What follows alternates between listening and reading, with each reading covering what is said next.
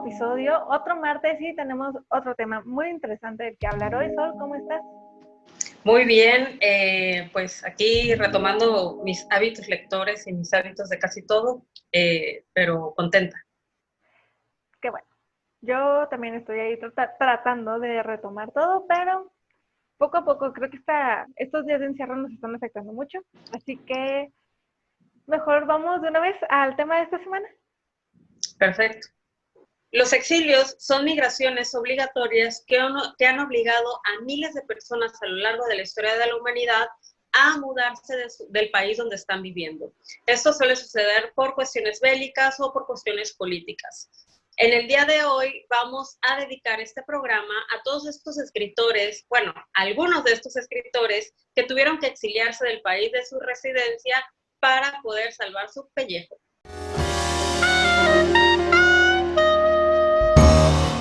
El primer escritor del que les voy a hablar es Thomas Mann. Este premio Nobel alemán tuvo que exiliarse de su país natal debido a la situación nazi. ¿Qué pasa? Que él era abiertamente antifascista. Entonces, pues cuando llega Hitler al poder, pues dice, ¿sabes qué, brother? Yo me pelo de aquí. Él ya había escrito en algunos periódicos que estaba en contra de esta situación, pero en 1933, cuando Hitler tenía mucho más fuerza, pues él simple y sencillamente le prometió a los nazis no escribir nada malo de Hitler y nada malo de su gobierno, pero prefirió irse. Primero se fue a Suiza y posteriormente se fue a residir a Estados Unidos, donde escribió una de sus más grandes obras, que es Doctor Faustus. Él retoma esta leyenda de Fausto, que han retomado otros escritores en su momento, y la utiliza como una manera de no explicar, sino describir el ascenso y la caída nazi. Pero pues se trata de un músico que hace un pacto con un demonio y el demonio le dice, bueno, sí, te voy a dar todo el éxito que quieras, pero a cambio vas a volverte loco. Entonces él utiliza como una metáfora hacia la locura de Hitler y todo lo malo que hizo. Y ese es el primer escritor del que voy a hablar. Muy breve mi comentario. No sé si tienes algún comentario, Elisa, o me vas a regañar como el capítulo pasado. No, esta vez todavía no te decía nada, no como en el capítulo pasado. Son muchos los escritores que en su momento tuvieron que irse tanto de Alemania como de Polonia, como de otros de los países que estuvieron involucrados. Y bueno, hay que aclarar que esta va a ser la primera parte de varias de escritores exiliados, porque como bien dijiste, no, o sea, no son solo los que nosotros vamos a mencionar, que ahorita son 4, hay muchos. Y creo que estos en especial, los que tuvieron que irse por toda la situación de los nazis, creo que van a ser muy interesantes. Sí, es un tema, pues, como dices tú, o sea, son muchísimos los escritores, nada más hablando de la cuestión, bueno, del momento de la Segunda Guerra Mundial o del momento, mejor dicho, por cuestiones de los nazis, pero también están, pues, durante la dictadura de Franco, los chilenos, los argentinos, los italianos, los franceses, bueno, hay varios. Los rusos. Sí, hay muchísimos en México próximamente. Ojalá que no toquemos madera, pero No invoques. no. Pero sí, eh, muy interesante porque, híjole, ahorita que hemos estado leyendo novelas que se relacionan con la Segunda Guerra Mundial, la verdad es que sí ves un panorama diferente, porque más que ser novelas, vaya, son ensayos, entonces sí como que te hacen ver todo muy distinto a cuando lo vemos en una novela que de un modo u otro terminan romantizando ciertas situaciones y no lo vemos como realmente como lo que fue. Así es. Sí, creo que estas elecciones que has hecho de tanto de Svetlana como el de Hiroshima son muy buenas elecciones que hiciste, más bien muy buenas propuestas porque la elección la hicieron la gente de Instagram, pero fueron muy buenas propuestas y La verdad, bueno, al menos ya empecé con Hiroshima y pinta muy bien. Yo apenas lo voy a empezar, pero sí, sí, todo lo que hay alrededor de ese libro, la historia en sí de cómo se lleva a cabo, es bastante interesante también. Muy buena, ya en su momento tendremos un episodio en el que vamos a hablar de eso, pero No bueno, nos vamos a extender tanto ya, pues, porque si no van a promete, decir, bueno, ¿de qué están hablando? sí, pero bueno, me parece bastante interesante. Ese libro yo no lo he leído, el de este autor, pero creo que sí le voy a dar una oportunidad. La verdad es que no tenía ni idea de qué iba la trama, pero sí suena muy bien. Mira, no es tan fácil conseguir aquí en México, al menos yo lo hice, pero sí se puede conseguir. Si no, también hay uno que publica, creo que Adesa, que es La muerte en Venecia. Ah, sí. Ese es mucho más corto bueno, a mí me gustó muchísimo esa novela y es muy, muy cortita. Eso sí, igual y alguien que esté escuchando y diga, se burle de mí, pero sí tuve que tener un diccionario al lado porque sí había muchas palabras que no sabía su significado. Pues, bueno, pasamos a la siguiente recomendación. Sí, Pues yo les voy a hablar sobre Isabel Allende. El papá de Isabel Allende tenía un primo que era Salvador Allende, que fue presidente de Chile y lo derrocaron.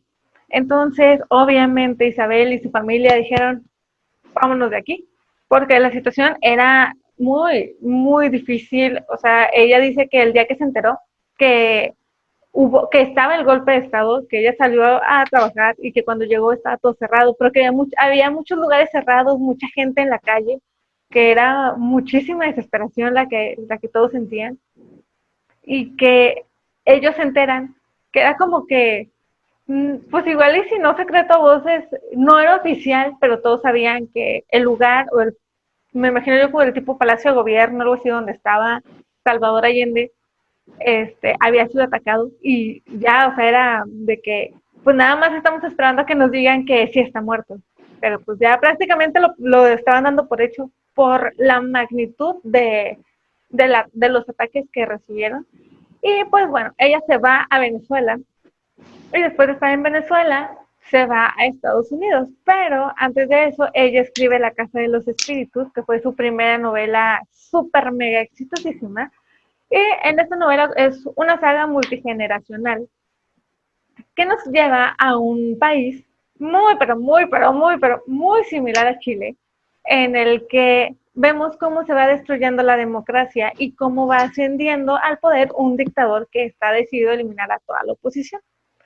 Isabel Allende contaba que ella quería demostrar que la vida es circular, que los eventos se entrelazan y que la historia siempre se repite. No hay principio ni fin. Y pues bueno,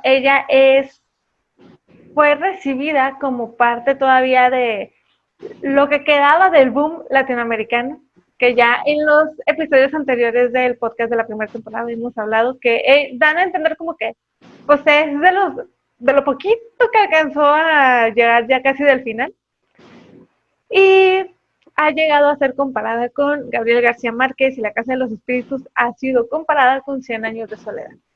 Y pues ya es todo lo que tengo que decir sobre Isabel Allende. me parece muy, así, parecemos que estamos exponiendo, aquí me voy a poner a escribir o algo así. Oye, y no falta el alumno nefasto que te pregunta lo más difícil. sí, Yo siempre fui esa alumna nefasta. yo tenía No, una fíjate compañera que sí era así, y me acuerdo que hasta un maestro decía, es que no me gusta porque ella siempre pregunta. pues se supone que deben de ir preparados. Sí, Yo siempre pero preguntaba. preguntaban las cosas así como que, güey, te acaban de decir, ya no estés preguntando. Pero, oye, estaba viendo una entrevista de Isabel Allende hoy en la mañana, y, más bien, estaba leyendo una entrevista, y ella estaba platicando que sospechaban. Hay una entrevista que le hacen a Isabel Allende y le preguntan, oye, ¿y tú qué opinas? ¿Fuiste al funeral de Pablo Neruda? Porque cuando fue el golpe de Estado, fue como un 11 de septiembre más o menos, y Pablo Neruda muere como el 23, por ahí. Y ella dice que a Salvador Allende no le pudieron hacer funeral ni nada, o sea, que no se pudieron despedir. Entonces, que cuando estaban en el funeral de Neruda, ahí empezaron a decir de que Pablo Neruda, no, pues que presentes. Y empezaron también a hablar de Salvador Allende, que fue como que un, pues una especie de despedida que aprovecharon para hacer hacia los dos, pero que también a Neruda, o sea, que fue, pues murió, ya está enfermo, pero a ella le preguntan en la entrevista si es cierto que ella cree que fueron los del golpe de Estado los que asesinaron a Neruda, y así como que, pues, yo no sé, o sea, él está enfermo, y ellos de que, no, no, pero, o sea, ¿tú qué piensas? Y ella como que, no, o sea, pues sí fue dentro de las fechas en que todo estaba de locos, pero yo no puedo asegurar nada, y es como que no tengo más información de lo que tienen ustedes, pero me llamó mucho la atención que la querían, estaba un poquito como arrinconada, y cuando ella platicaba eso, sí decía que ellos pensaban que iba a pasar rápido. O sea, que era como que hoy es el golpe de Estado, pasado mañana van a decir que ya todo está bien, se van a convocar elecciones nuevas y todo va a estar bien. No, Que, fue no, una o sea, pesadilla para Chile. sí, exacto. Y, y yo la verdad es que nunca había leído mucho sobre eso, ahora que estaba checando lo de Isabel, y sí me pareció muy interesante, porque pues ella dice que ya, que muchos años después, cuando se restableció de algún modo la democracia, ella volvió a votar, fue a Chile, pudo votar y todo, y se regresó a Estados Unidos.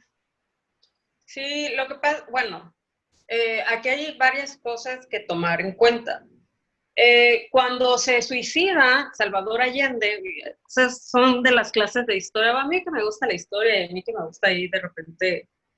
Pero es que ese punto sí yo lo recuerdo mucho de la prepa, ¿Okay? porque pues, tuvimos una clase donde hablamos sobre el golpe de Estado que hizo Pinochet, bueno, que hicieron los militares en Ajá. Chile, y de ahí es que queda Pinochet después de Allende. Hay una junta militar, una junta de gobierno militar, y queda Pinochet. Y hay videos en YouTube, de hecho, ahorita que estamos grabando, pues no sabemos cómo va a quedar la edición, pero yo supongo que Lisa nos va a poner estos videos que le voy a proporcionar de cómo fue el golpe de Estado. Salvador Allende se encerró en el Palacio de la Moneda, dio un mensaje a los chilenos y de ahí se suicida y pues bueno, lo demás ya mucha gente lo conoce, la situación de Chile durante la dictadura de Pinochet. Y bueno, y otra cosa que te quería comentar. Isabel Allende pertenece a un movimiento que se llamó el post-boom latinoamericano, que, bueno, el boom latinoamericano es el boom donde estaba Cortázar, Gabo. donde estaba Gabo, donde estaba Vargas Llosa, donde estaba Fuentes, o sea, ese es el boom latinoamericano. Se rompe el boom latinoamericano con el puñetazo que le da Vargas Llosa a Gabo en México. Esto sí se los voy a poner, les prometo que voy a poner algo por ahí. Y pues posteriormente de eso viene el post-boom, donde ya entra pues, Donoso, donde entra Roberto Bolaño, donde entra Isabel Allende, etcétera, pues, y otros tantos que ya en algún momento hablaremos de esa situación. Pero sí, qué triste. Yo me acuerdo mucho de eso que de lo de Salvador Allende, eso me ponía muy triste, pobrecito. Sí, qué difícil. Mm. Pero es todo lo que tenía que decir.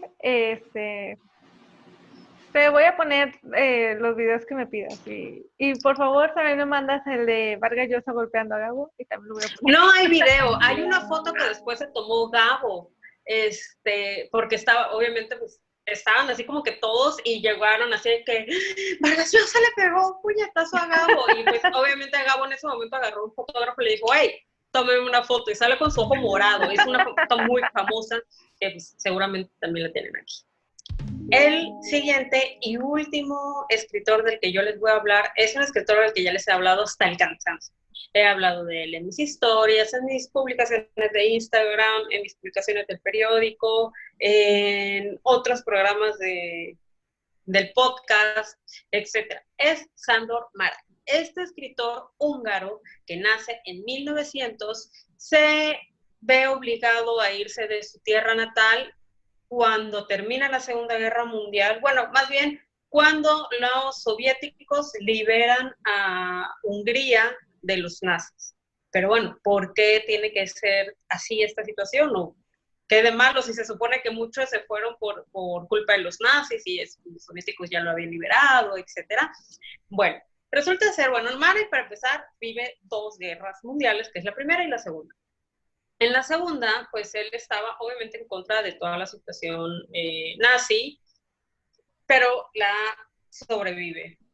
Cuando llegan y sí, le dolió mucho ver a muchos amigos, familiares, vecinos que se congraciaban con los nazis para que pues no los trataran tan mal. Y cuando llegan los soviéticos, pues lo que pasa es que Márai era un burgués. O sea, él creció en una familia burguesa de Hungría y pues siempre tuvo muchas comodidades. Cuando fue escritor, él escribía en un periódico alemán, pero siempre escribió en húngaro porque él decía que la patria de un escritor era su lengua materna. Entonces, él siempre escribió en húngaro y hablaba perfectamente alemán. Se recorrió Europa, estuvo en Francia, en el auge de Francia cultural de los años 20, pero cuando llegan los soviéticos, pues obviamente llegan y le dicen, pues es que tú eres burgués. Y Sándor les dice, bueno, a ver, soy burgués, o sea, te caigo mal porque soy burgués. Dice, bueno, no me caes tan mal porque pues tú vives o tú tienes tu dinero de lo que trabajas. O sea, no es como que pones a trabajar a 20,000 peones y tú te beneficias del trabajo de los demás. Simple y sencillamente, pues eres un burgués porque naciste en una cuna de oro, por así decirlo. Y pues Sándor se tiene que ir, se va primero a Suiza y después se va a Nueva York y finalmente reside en California. Bueno, para empezar, cuando se va de Hungría, pues lo que hacen los soviéticos es decir, enterremos vivo a este escritor, se retiran todos sus libros, no quiero que nadie sepa nada de Sándor Márai, y sí, en efecto, cae totalmente en el olvido. Y muchos años después, en 1990, bueno, para esto él se quita la vida a los 89 años, en 1989, porque pues él ya casi no podía ver, ya casi no podía caminar, el doctor ya le había dicho que lo tenían que mudar a una residencia de ancianos, pues porque él ya no podía vivir solo. Y él estaba muy deprimido y decía, es que ya no puedo hacer nada, o sea, prefiero morirme ahora a depender de otras personas. De hecho, también está publicado sus diarios. Y finalmente se muere en febrero de 1989, meses antes de la caída del muro de Berlín, que esto quiere decir el fin simbólico de la Unión Soviética. ¿Y qué pasa? Pues a eso no lo redime totalmente, simple y sencillamente al año siguiente un gran editor y presidente en ese entonces de la editorial Adelphi, estaba en una reunión, está aburridísimo y en eso veo un catálogo de una editorial francesa que había publicado en 1931 una novela de un húngaro que había sido un gran erudito y que había caído en el olvido, de un libro que se llama Los Rebeldes.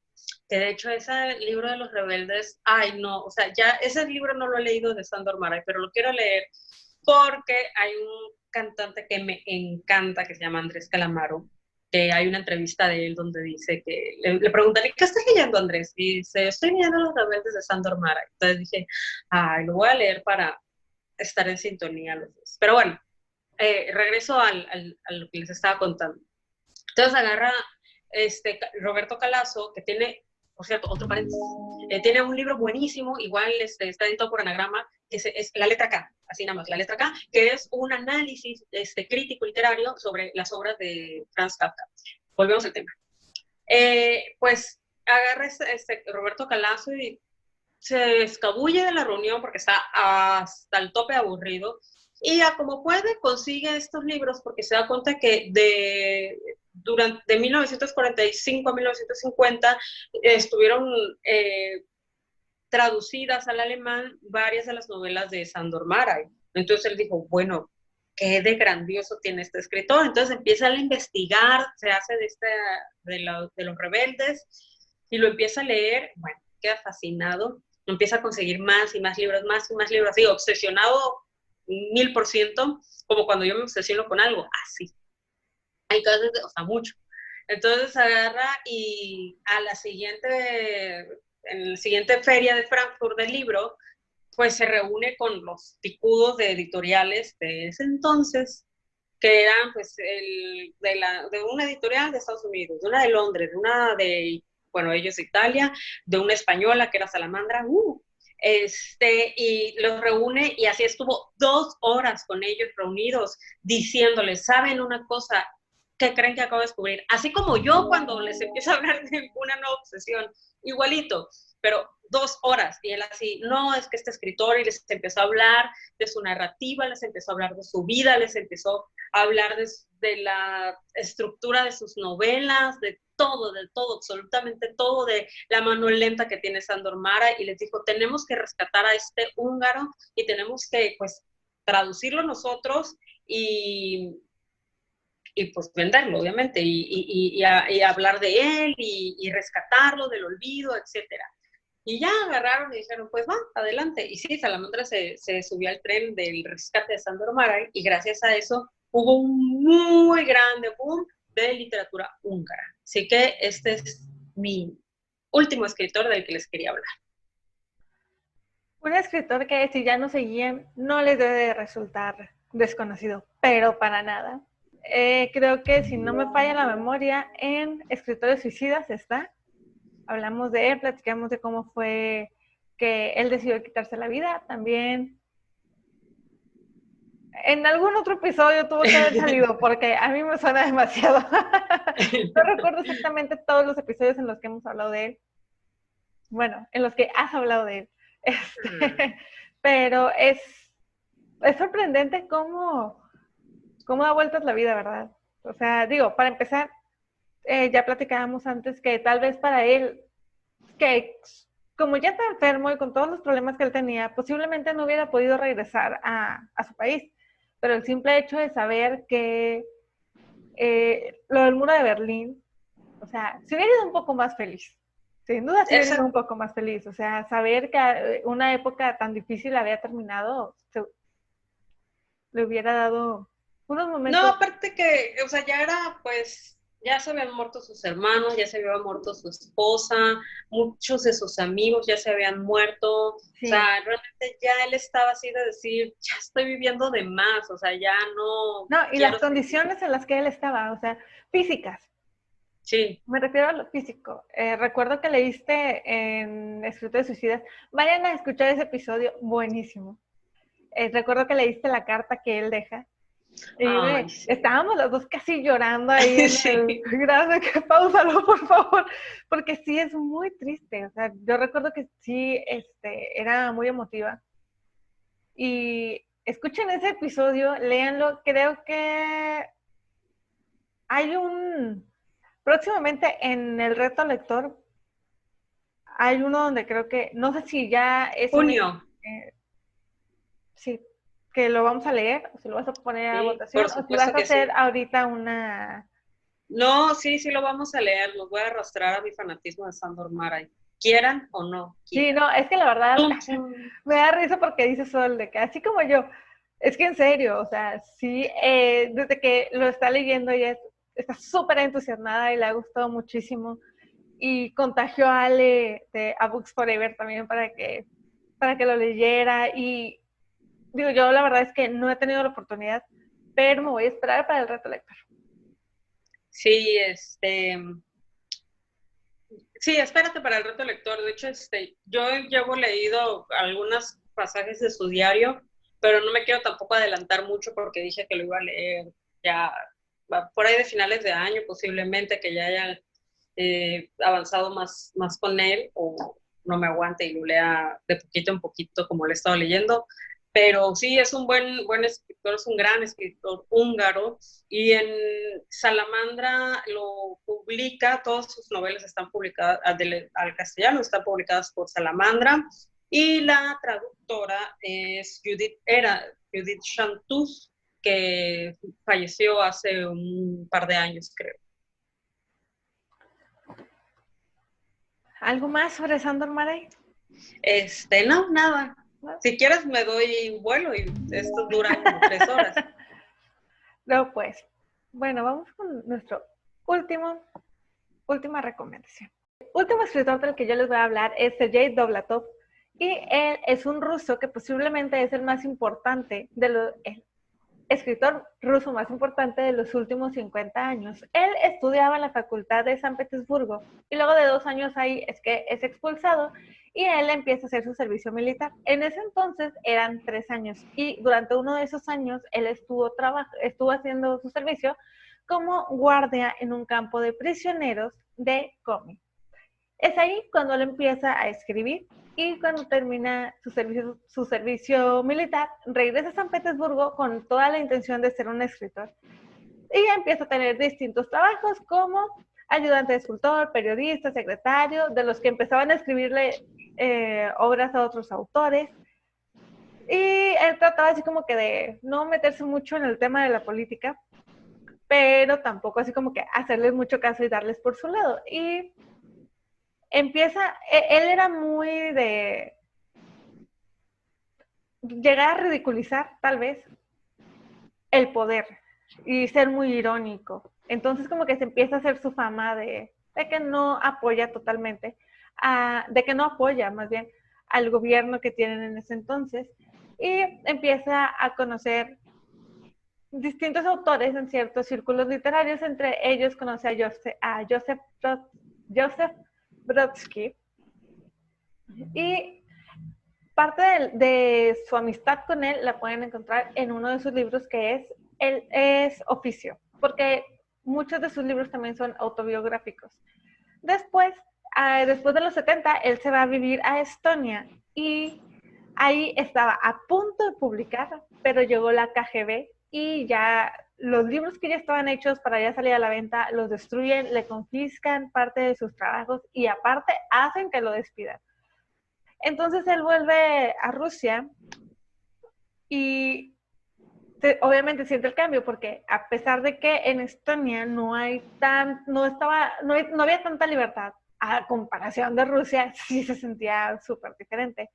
Él vuelve y quiere seguir trabajando como escritor, pero pues ya lo traen entre ceja y ceja, hacen que no lo contraten, que los mismos escritores lo expulsan de la sociedad creo que es la sociedad de escritores soviéticos.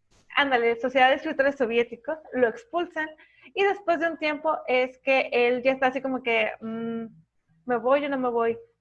Brodsky le dice de que, güey, ¿qué haces ahí? Bueno, no le dijo eso, palabras más, palabras menos. Vente a Estados Unidos, porque Brodsky ya estaba en Estados Unidos junto con también estaba la esposa de Dovlatov y su hija. Y dicen de que, bueno, vente para acá. Y él, pues está así como que entre la espada y la pared, ¿no? Entre el quiero quedarme en mi país, porque es mi país y yo quiero seguir aquí, y me voy a morir de hambre si sigo aquí porque no consigo trabajo, me cierran todas las puertas, la KGB me trae entre ceja y ceja, y es que decide irse a Estados Unidos. Ya estando allá es que junto con Brodsky, bueno, Brodsky le ayuda a que empiece a escribir artículos para el de New Yorker. Él se vuelve jefe editor del periódico que se llama The New American, que es fundado por él y otros rusos. También en Estados Unidos ya pudo publicar sus 12 obras y tuvieron muchísimo éxito, pero El Oficio, La Maleta y El Retiro, gracias, fueron publicados por la editorial Fulgencio Pimentel. Y aquí creo que van a saltar chispas de amor y los ojos de Sol se van a hacer corazoncitos porque ella tiene un crush muy grande con Dovlatov. Va a decir toda la gente, bueno, esta muchacha tiene un crush con todo el mundo. Bueno, ¿cuál es el problema? Digo yo. Ni que estuviera casándome con todos. Bueno, Sí, tuve un crush muy fuerte con Doblato, o sea, pero muy fuerte, o sea, muy obsesionada de imaginarme o sea, cuál era nuestra diferencia de edad. ¿Cuál era nuestra diferencia de edad? ¿Qué edad tenía yo cuando él se murió? Todo, o sea, no, obsesiva, muy mala onda. Entonces, bueno, ya cuando aterricé que nada que ver, que nunca hubiera existido nada, pues ya ¿Cuántos no pasó años nada. tenías? Bueno, aclaro, Que ni había nacido. Doblatov muere en el 90, si no me falla la memoria. Creo que fue en Ni había nacido. Creo que fue en el 90 cuando él se muere. Y también, antes de que otra cosa pase, les digo, no llegó a ver ninguno de sus libros publicados en Rusia. Él se muere sin que... Ahorita ya están publicados, hasta le hicieron hay una estatua en uno de las ciudades rusas y todo sobre Doblatov, pero no, que tenías meses apenas. No era ni la promesa de un beso, creo. Ándale, más o menos. No, lo que pasa es que leí el de la maleta. Pues como bien dices, es uno de sus libros autobiográficos, y empieza cuando está en su departamento de Nueva York, ya muchísimo tiempo después de que llegó, ya pues era así como que súper cool, ya tenía trajes para todos los días, etcétera, etcétera, etcétera. Y su hija llega y le dice, oye, pa, o sea, hay aquí una maleta, pero ¿qué hago con ella? O sea, la tiro, aparte está vieja, no sé, X. Y él le entran así unas lagrimitas de nostalgia y dice, mi maleta. Y la abre y dice, ahorita yo checo. Y ya la abre, y esa maleta es la que se lleva de Rusia. ¿Por qué? Cuando se va de Rusia, bueno, cuando se iban exiliados, que conseguían irse de ahí, les permitían únicamente llevarse 3 maletas. Todo lo que se fueron a llevar de ahí, 3 maletas. Entonces, él obviamente, o sea, como era Doblato, o sea, como era él, mi partner, mi brother, dice, no, pues, ¿cómo que 3 maletas? O sea, ustedes pretenden que yo me lleve en 3 maletas toda mi vida, o sea, es imposible. Y le dice el de aduana, bueno, a ver, ¿cuántas maletas se lleva?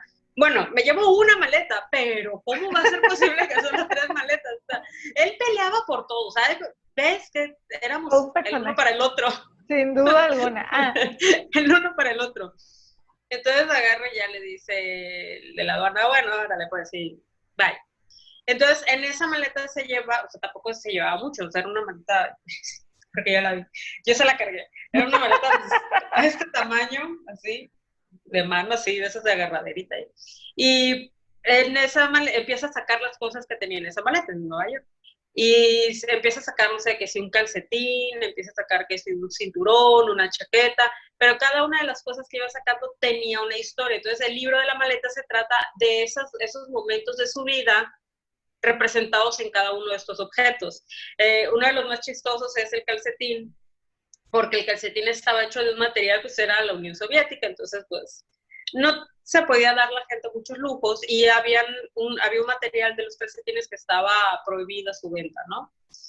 Pero era muy cómoda, era muy suave y calentaba muy bien los pies. Y se vendía únicamente en el mercado negro. Entonces un día llega, Doblato visto 20,000 oficios. 20, o sea, hizo muchísimos. Creo que hasta fue ayudante de un director de cine, una cosa así. Sí, de hecho, es también por eso como que, como escritor, es que la sociedad de escritores soviéticos que no lo tomaban en serio. Era como que no, es que, o sea, tú no te dedicas única y exclusivamente a escribir como lo hacemos nosotros, y por eso era como que le hacían un poco también el feo. Sí, por eso, y porque él era súper relajado, o sea, él no se agobiaba, ¿ves? No somos iguales. Pero no, el uno para el otro, nomás les falló la época. Sí, en otra vida.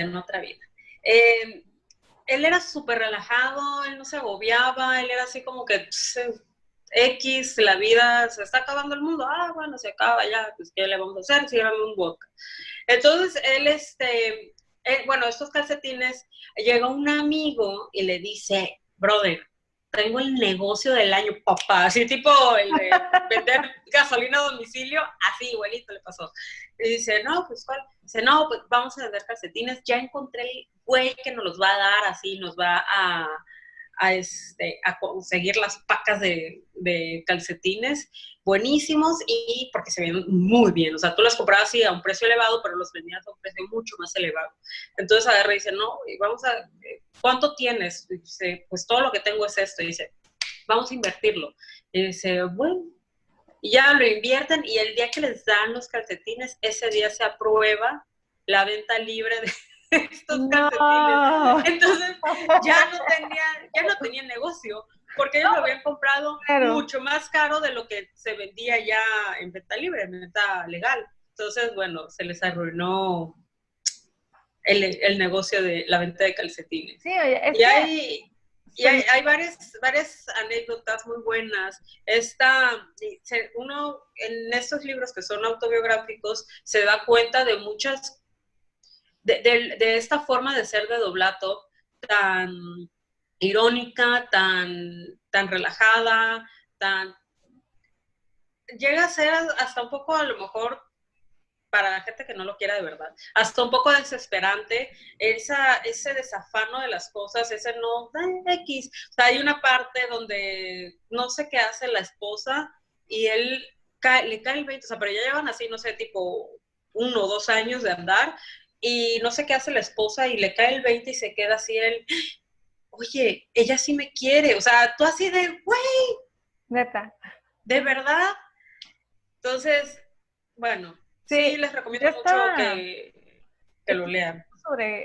Sobre él antes de grabar el episodio y estaba viendo que sí, o sea, que era como que, güey, mal la vida, o sea, es que los rusos tienden mucho a ser súper dramáticos y muy fatalistas. Algunos de los escritores, ya ahí tenemos a Tolstoy, tenemos a Dostoyevsky. Y ya ves que son, sí, o sea, realmente son muy trágicos. Y bueno, si alguien no ha leído Ana Karenina, brínquese unos segundos, porque voy a decir un spoiler de Ana Karenina. Doblatov decía que para él la mayor tragedia de su vida era la muerte de Ana Karenina. Que era como que eso es lo que más me ha dolido en la vida. O sea, no hay otra cosa que le mortificara más que eso. Y sí se nota como que era así como que, pues, está pasando esto, ¿qué pasa? ¿Qué puedo hacer? Yo no lo puedo evitar. Y también eso era parte de lo que hacía que los otros escritores fueran como que, güey, ¿por qué eres así? Si nosotros todos vamos por esta línea de fatalismo. No, aparte, independientemente de la línea del fatalismo, la línea política. O sea, pues todo estaba completamente controlado y todo el mundo se cuidaba mucho de lo que decía, de lo que hacía, de casi de lo que pensaba. Y Doblato, pues, no pasaba desapercibido porque era gigantesco, Sí. Era súper alto. 2, estaba todo fortachón y hermoso. Y 3, pues obviamente pues a él le valía, era así como que, güey, ¿si lo publico qué? O sea, X, ay, no sé, me vale. Y no sé, era genial. Sí, ahí salió una película hace unos años, 2 años creo, más o menos, que es sobre él. Y también estaba viendo el tráiler hace unos días y dije, oye, no es el mismo, pero creo que lo están representando bien. Muy bueno, se parece al menos físicamente. Yo no he visto la película, Sí. No sé dónde la pasen. No sé, yo vi solamente el tráiler en YouTube y sí se ve, o sea, un muchacho grandote, fornido, grande. Llamativo. Habrá que ver. Sí, algo te lo paso. Pero sí creo que sí le da un aire a, o sea, digo, obviamente buscaban a alguien que se pareciera un poco a él, ¿no? Pero sí, creo que o sea, él siempre en la casilla de que es todo un personaje. Porque... Si tienen la oportunidad de conseguir un libro de él o preguntar directamente en la editorial, en su cuenta de Instagram, que es Fulgencio Pimentel, y preguntarles dónde pueden conseguir uno de los libros de Doblato, porque sí, escribe padre, me gusta cómo escribe, me gusta cómo se expresa, te dice mucho de él en su escritura. Muchas veces pasa, pero pues, a mí me gusta, pues. Está bien, ¿no? Y es que ya cuando empiezas a leer sobre su vida y cómo era él y todo eso, sí te llama la atención, o sea, tiene chispa, mucha chispa. Sí. Y de hecho, otro de los datos que les iba a decir y se me había pasado a decirles es que él todo el tiempo escribió en ruso. Estando en Estados Unidos, siguió escribiendo en ruso y fue su hija la que hacía las traducciones al inglés. Así que, para él, pues ahora sí que como decía Sandor Maray, que la... La patria de un escritor es su lengua. Exactamente. Sí, él no dejó de escribir en ruso, siempre estuvo escribiendo en ruso. Y él muere a los 48 años, creo, 48, 49, de un paro cardíaco. Y pues sí, les decía, no llegó a haber publicado ninguno de sus libros en Rusia, pero pues ahora ya hay calles que tienen su nombre, en Estados Unidos también, allá en Rusia hasta le hicieron una estatua, y es sorprendente cómo escritores a los que hicieron que se fueran de sus países, ahora, digo, es sorprendente positivamente, ahora tengan tanto reconocimiento. Sí, de hecho igual a Sandor Mara le hicieron un busto de su cara, supuestamente, porque parece que es el busto que le hicieron a Benito Juárez, que parece un alien. Ay, así está No horrible manches. eso. Les vamos a poner también la imagen del de Benito Juárez por si no son de aquí, para que lo vean, porque es buenísimo. Sí, Benito Alien. No, estaba fatal.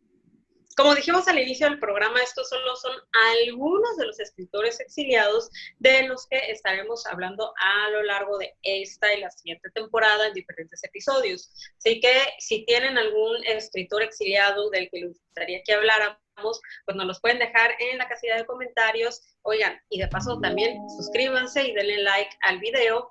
Y bueno, esperemos que les esté gustando mucho este nuevo concepto de lector a lector y que nos sigan en todas las redes sociales que tenemos en este multiverso de lector a lector. Y pues que no se les olvide que los sábados estamos subiendo recomendaciones especiales, que este sábado que pasó fue una recomendación de Sol, el sábado que viene es una recomendación mía, y a final de mes, que tampoco se les pase, que vamos a tener una pequeña plática sobre el libro del mes.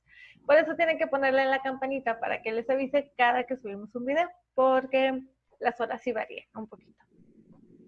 Y pues creo que es todo. Muchísimas gracias y nos vemos la próxima semana.